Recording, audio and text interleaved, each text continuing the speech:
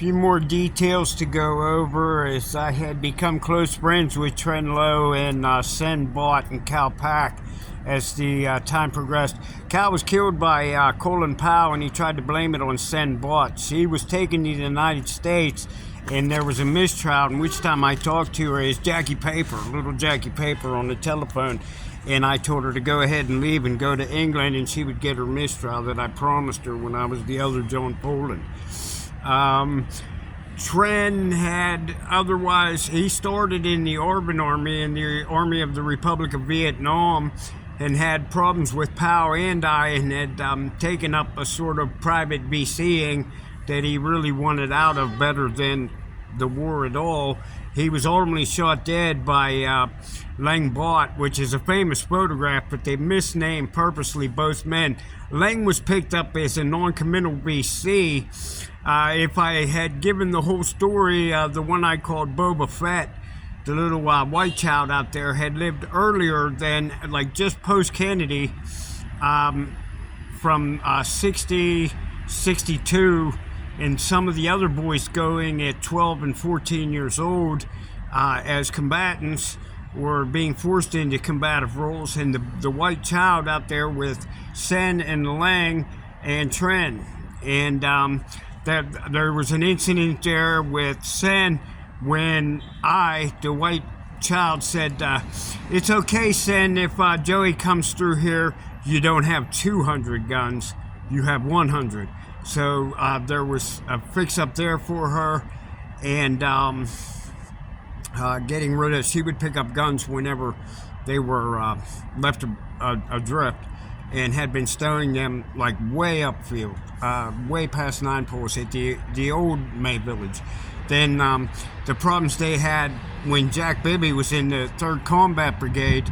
Also, Jack Bibby and I were sort of the same person. It was like the three of us, me, Big B, because they changed his name to Big B, with the other man, the earlier men all being named Bibby, and Big B, and then Crum joining in the 3rd Combat Brigade, coming from 25th Army Artillery Regiment, and just being inducted in to the Marine Corps after that, and going into 2-9 after he was no longer John Poland. He had conversations with Big B, like, if you were the first one, how come you weren't the same dude? And then Crum thinking, how could I be dismissed of being myself? And then Specialist 4 Poland coming then, and then the other 3 men named Poland, with the young man that was 14 and 64, the one that had gotten the fight with Langley Bush and said, I ain't doing this, and had refused and been put in infirmary for about 2 years. He was the one who was officially named Poland then, and that came from a joke like the Germans are in Poland, or whatever. I'll be in you like the Germans in Poland. Anyway, that's where the name had come from back when Richie was a kid. Richard Lee Poland Sr. My father was courting to me being John Poland. The 126-70.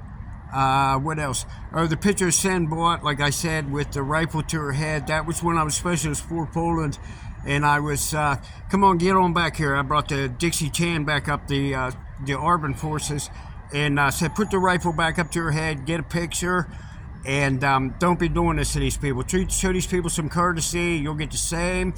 The photograph from Da Nang with the guy that has his girlfriend's picture and his helmet band was taken the same day as we had a little conversation about your white girlfriends would be crying. And then David Crum over the hill, he had got that name that day on Way Road. It's the same day as those 2 pictures. David Crum picture, the guy with the girlfriend picture in his headbands or helmet band, and Sen Bott with the rifle to her head. That's all the same day. And then Poland in the church is a little bit later on, as they did sort of portrayal front-ups, which is also what I claim cost Battle of Quai Son, is they started to put on heartily, and then Kal Pak, who had been standing there, had his forces had come up and started to engage in the Battle of Quai Son. That's all accurate information there. Even the funniest thing you'll get is that what I said about Khe Sanh is accurate. They started to put on until the NBA forces had attacked. Thinking if there's anything else.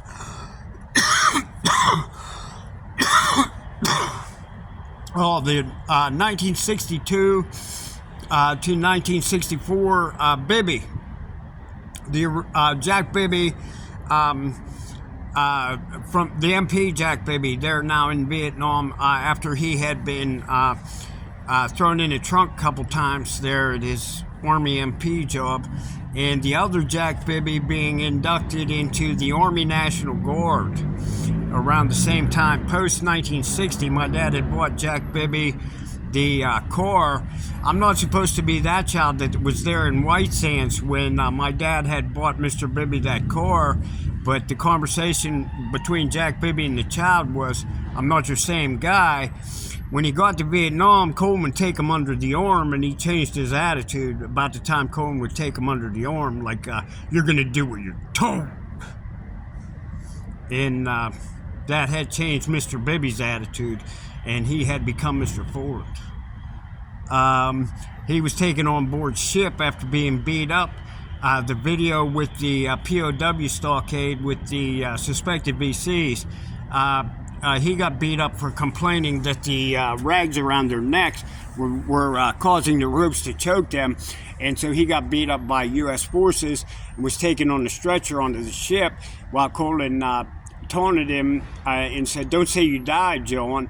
And they had ship-to-shore radio communications, and he sang Scott Stapp, Creed's, What If, later.